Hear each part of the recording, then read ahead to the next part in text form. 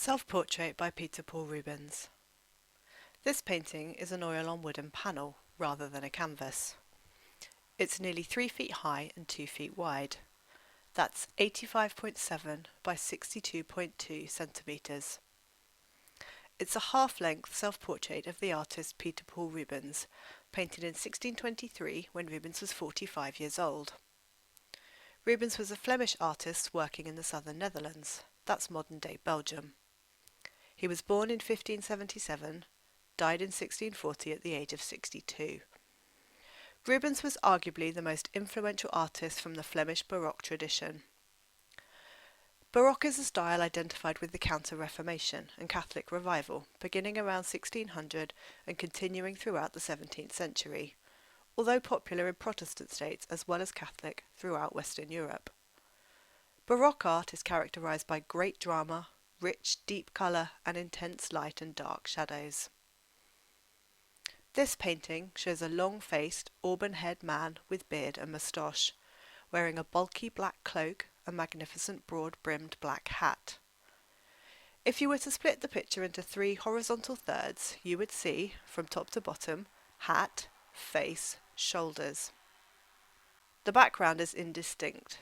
Most of it, from the right-hand side, across more than 3/4 of the painting, is brown and rock-like. Down the far left-hand side there is a small slither of what could be the outside world, with a touch of blue sky amongst an otherwise cloudy setting. Rubens's head is practically in the centre of the painting.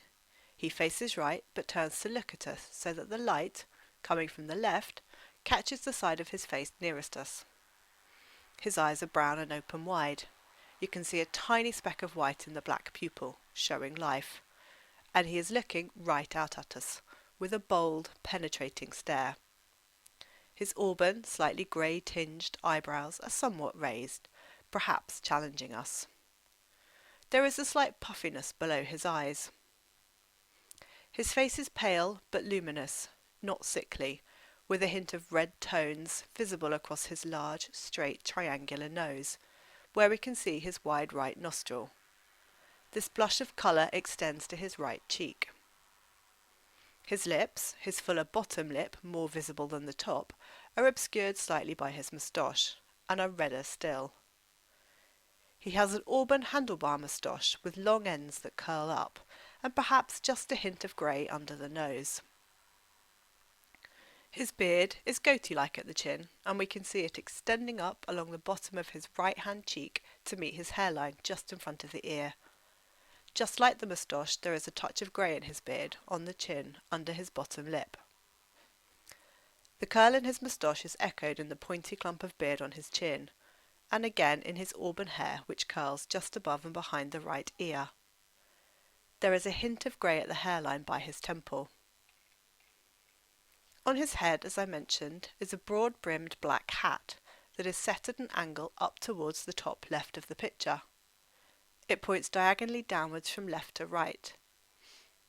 The hat is very much of the period and looks very Dutch. The underside of the brim appears very flat. Just above Rubens's forehead, sitting on the brim of the hat, are what look like 4 bronze-coloured beads, with the slightest hint of a black feather or tassel. It's hard to see what it is, but suffice to say there is some simple decoration on the centre of the hat. The hat sits very high on his head, with the brim resting on his crown. The crown of the hat sits above the crown of the head. What you wouldn't know from looking at this picture, but what we do know from studying other portraits of Rubens, is that the hat hides a receding hairline. This is visible in a portrait of him in the Uffizi from 1615. Rubens's cloak, shoulders and chest take up the bottom third of the portrait. The black cloak could be fur. There is a definite fur-like texture around the shoulders.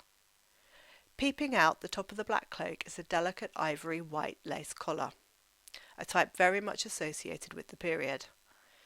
It has that doily pattern effect with pointy edges that would have required more time-consuming, tricky craftsmanship, so it is a sign of wealth.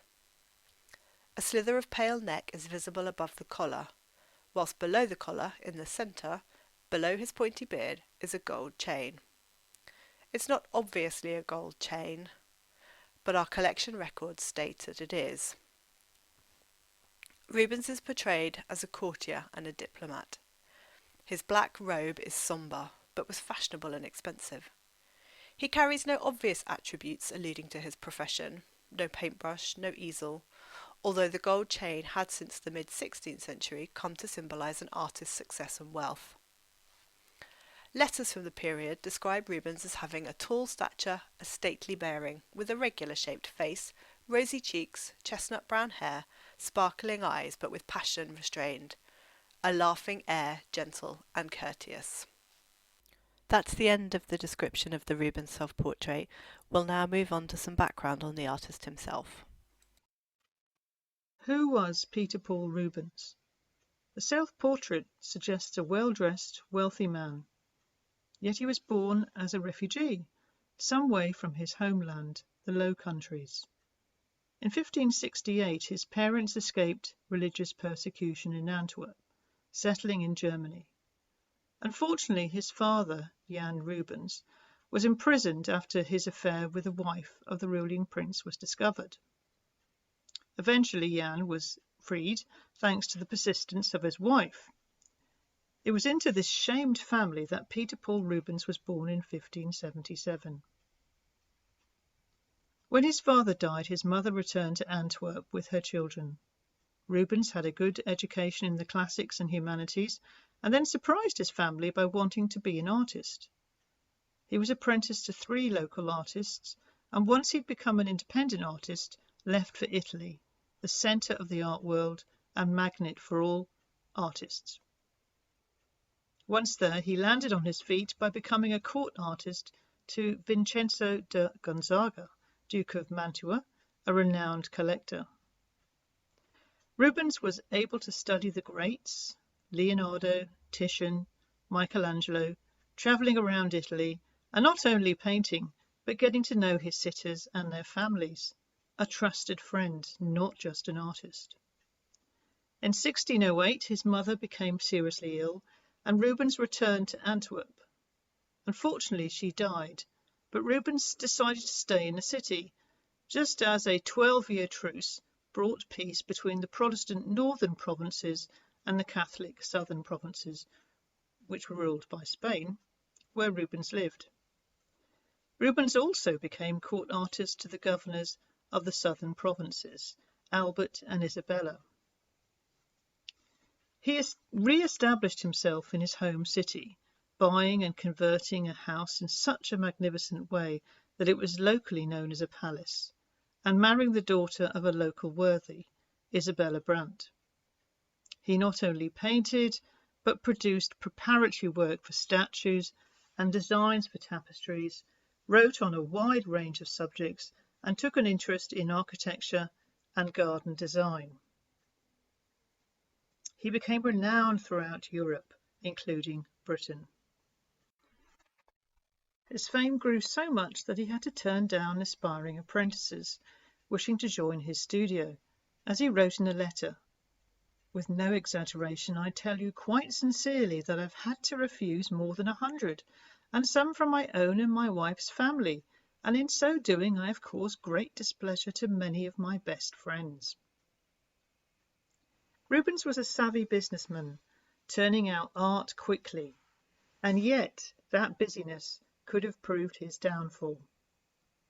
In 1623, Lord Danvers, a friend to Charles, Prince of Wales, commissioned a painting from Rubens, a lion hunt. Rubens apparently didn't know the work was intended for Charles, and worse, it was seen to be not entirely the work of Rubens. To make amends, Rubens sent this self-portrait to Charles. Through the flushed cheeks, a pun on Rubens reddening in Latin, the artist appears to be apologising, and yet in its depiction of himself, his wealth and status conveyed through that fur wrap and hat, Rubens also seems to be sending another message. Yes, he's saying, I did wrong, but this level of artistic brilliance is what you can have if you employ me as an artist. Later, as king, Charles would have an opportunity to meet the sitter in person, because for Rubens being an artist was not quite enough. he also wanted to bring peace to his homeland. An opportunity to do that in a big way as an envoy came just a few years after the self-portrait, when he was sent from Spain to England to start negotiations for peace. Rubens was actually key to the success of this, and in 1630 he walked with the new Spanish ambassador into Charles's banqueting house. And Charles rewarded him by knighting him, giving him a hatband and sword, as well as a ring from his finger. So in answer to the question, who was Peter Paul Rubens, this desire to bring peace, to be at the centre of not only art but also current affairs, reveals the man and the artist. He capitalised on all the experience he'd gained as an artist, and all the contacts he'd made in his career since his time in Italy. And despite the apology to Charles, Prince of Wales, in this self-portrait, in the end Rubens came out of this very well. He received more commissions from Charles, including in the 1630s the paintings on the ceiling of the banqueting house, a permanent reminder of Rubens' wide-ranging talents and connections as not only an artist but a diplomat.